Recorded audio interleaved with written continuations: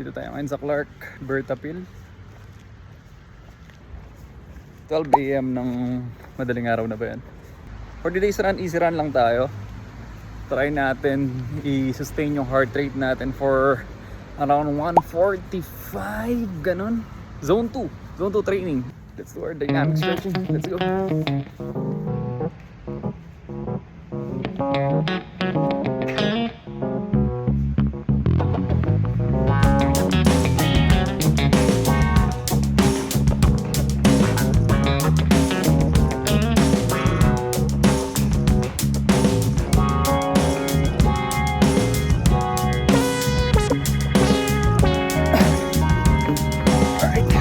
First kilometer, 6:43 yung heart rate natin ito.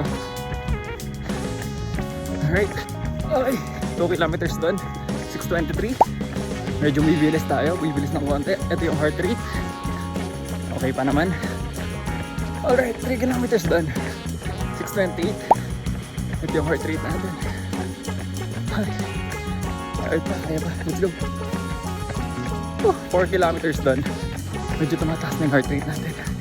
Ito yung heart rate, medyo pumalo na siya ng 148 yata kanina. Try natin baba ng konti.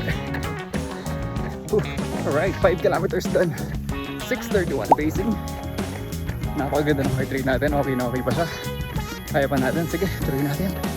6 kilometers done, 6:32. In control pa rin tayo. We're still in control. Ito yung heart rate natin. Tuloy lang. Alright. Hey, 7 kilometers done. Saktong around 45 minutes. 6:45 yung last pace natin. Medyo mataas na yung heart rate natin. So, I think we're good na. Alright. Dynamic stretching na tayo yan. Thanks. Okay naman yung heart rate natin. Yung ito yung average natin. Tumalo lang siya ng around 140 something. It's a good zone 2 training. Okay, post static stretch. We call it a day.